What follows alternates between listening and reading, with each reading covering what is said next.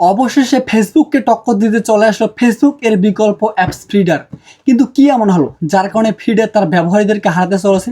মনে করেন আপনি একটি পাহাড়ের চূড়ান্ত পর্যায়ে উঠেছেন আপনার পরিচয় দেওয়ার জন্য, কিন্তু শেষ পর্যায়ে এসে দেখলেন আপনি যে পরিচয় দেওয়ার জন্য যে পতাকাটা নিয়ে আসতে চেয়েছিলেন সেই পতাকাটাই নিয়ে আসতে ভুলে গিয়েছেন। ঠিক এমনটাই ঘটতে চলেছে ফিডারের সাথে। আজকের ভিডিওতে A to Z তুলে ধরবো ফিডারের সমস্যাগুলো নিয়ে এবং ফিডারের ভবিষ্যৎ কেমন হতে চলেছে। তো লেটস গো।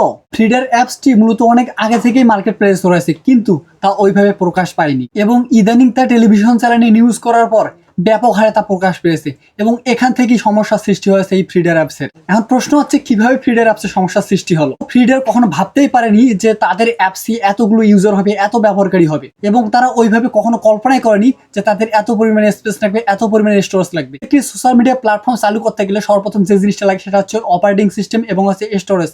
মূলত তাদের সেরকম কোনো স্টোরেজ ছিল না, সেরকম কোনো অপারেটিং সিস্টেম ছিল না। সর্বশেষ খবরে আমি যেটা জানতে পেরেছি এই অ্যাপসটি নাকি মূলত হচ্ছে এআই এর মাধ্যমে চলে, অর্থাৎ এটার অপারেটিং সিস্টেম 100%-এর মধ্যে 85% হচ্ছে এআই করে থাকে। এটা মূলত 20% শুধু মানুষ অপারেট করে, যার কারণে কিন্তু এই সমস্যাগুলো হচ্ছে। দ্বিতীয়ত যে সমস্যাটা হচ্ছে সেটা হচ্ছে স্টোরেজ। স্টোরেজ যদি একটা অ্যাপসের না থাকে, একটা সোশ্যাল মিডিয়া প্ল্যাটফর্ম যদি স্টোরেজ না থাকে, আমি আপনি যে পোস্টগুলো করবো সেই পোস্টগুলো আসলে কোন স্টোরেজে গিয়ে জমা হবে এবং কোন স্টোরেজে গিয়ে রিসিভ হবে, সেই স্টোরেজটাই যদি একটা অ্যাপসের না থাকে আপনি আপলোড করতে পারবেন না, এটাই স্বাভাবিক। মূলত সেই সমস্যাই কিন্তু তাদের হচ্ছে। মূলত তাদের তিনটি সমস্যা এখন বেশি হচ্ছে।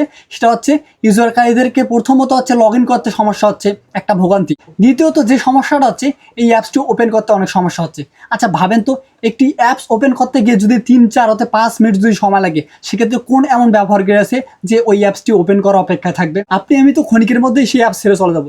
সেই সেম সমস্যা হচ্ছে কিন্তু এই ফিডার অ্যাপসের। তৃতীয়ত যে সমস্যা হচ্ছে, এই অ্যাপস ওপেন করার পর যদি আপনি কোনো পোস্ট করেন এবং কাউকে যদি রিয়াকশন দেন অথবা আপনি স্ক্রল করেন বিভিন্ন ভিডিও দেখার জন্য, সেক্ষেত্রে সেই সব কাজ কিন্তু আপনি কখনোই করতে পারবেন না। অর্থাৎ এই অ্যাপসটার স্পিড এত পরিমাণ যে কমে গেছে তার ধারণার বাইরে। এই জন্যই আছে ব্যবহারকারী এখান থেকে ছেড়ে পালাচ্ছে এবং অনেকজনে ব্যাড রিভিউ দিচ্ছে যে এই অ্যাপস আসলে কোনো কাজের না। কারণ একটি নতুন অ্যাকাউন্ট খোলার পর সেই অ্যাকাউন্টটি পোস্ট করবে, এটা স্বাভাবিক, কিন্তু পোস্ট করতে গিয়ে যদি পোস্ট না হয় সেক্ষেত্রে অনেকজনের আকার নিতে হবে, এটাও স্বাভাবিক ব্যাপার। এর আগের ভিডিওতে আমি আপনাদেরকে দেখিয়েছি যে কিভাবে অ্যাকাউন্ট খুলতে হয়, কিভাবে পোস্ট করতে হয় এবং এই অ্যাপসের আসলে ফ্যাসিলিটিস কি এবং তারা কি ফ্যাসিলিটিস দিচ্ছে, ভবিষ্যতে এই অ্যাপসের ফিচার্স কেমন হতে চলেছে।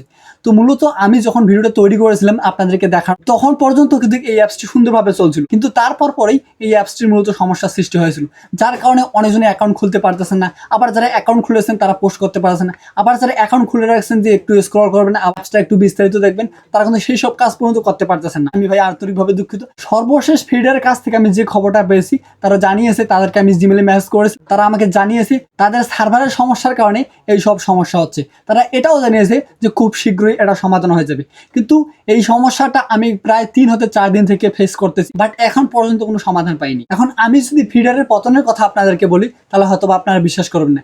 এই অ্যাপসটি মূলত আমি যখন আমার ফোনে ইনস্টল করি এবং ডাউনলোড দেই, তখন আমি দেখছিলাম এই অ্যাপসটি মূলত 8,000 মানুষ ডাউনলোড করেছে এবং তার পরের দিনও আমি দেখতে পারি যে এই অ্যাপসটি 10,000 মানুষ অলরেডি ডাউনলোড করে ফেলছে এবং তারপর পরেই কিন্তু সমস্যাগুলো সৃষ্টি হয়। এখন ভাবেন এতগুলো সমস্যা ফেস করার পর কোন ব্যবহারকারী আছে যে এই অ্যাপসে থাকবে? আমি নিজেই তো ভাই একজন ভুক্তভোগী, আমি নিজেই অ্যাপসে বর্তমানে লগ ইন করতে পারতেছি এবং আমি নিজেই এই অ্যাপস ব্যবহার করতে পারতেছি না। সেজন্য এই অ্যাপসের আশা কিন্তু আমি অলরেডি ছেড়ে দিয়েছি। সেম আমার মতো অনেক ইউজার আছে যারা হচ্ছে লগ ইন করে অ্যাকাউন্ট করে রাখছে, আর এই অ্যাপসটি সম্পর্কে যারা ভোগান্তির শিকার হয়েছে তারা কিন্তু অলরেডি এই অ্যাপসে থাকবেন। সেক্ষেত্রে ভাবেন যে যারা অ্যাক্টিভ ইউজার ছিল তারা যদি এই অ্যাপস ছেড়ে চলে যায়, সেক্ষেত্রে ফিডারের অবস্থা কেমন হতে পারে আপনারাই বলেন। এয়ারটেল আপনাদেরকে যদি ফিডারে এই সমস্যার সমাধানগুলোর কথা বলি তাহলে কি আর বলবো ভাই। আমি গত 3 দিন আগেই তাদেরকে মেসেজ দিয়েছি জিমেলে যে ভাই এটা সমস্যার সমাধান হবে কবে এবং কিভাবে সমস্যার সমাধান পাবো। তো মূলত তারা জানিয়েছে যে সার্ভারের সমস্যা প্রায় হচ্ছে। আমি একটি মেসেজ দিয়েছি, তারা আমাকে 3-4টে মেসেজ দিয়েছে যে সার্ভার সমস্যার কারণে হচ্ছে না, কিন্তু এখন পর্যন্ত আমি এই অ্যাপসের কোনো সমাধান পাইনি। সর্বশেষ যে কথাটি আমি বলবো, এই ফিডার অ্যাপসটি যদি এমনভাবেই চলতে থাকে ভাই আপনি নিশ্চিত থাকেন যে এই অ্যাপসটি তার মার্কেট প্লেস হারাতে চলেছে। আজকের ভিডিওটি এ পর্যন্ত। ভিডিওটি ভালো লেগে থাকলে একটি লাইক দিবেন এবং এমন ভিডিও পেতে চ্যানেলটি সাবস্ক্রাইব করবেন যাতে পরবর্তীতেও এমন ইন্টারেস্টিং ভিডিও পেতে পারেন।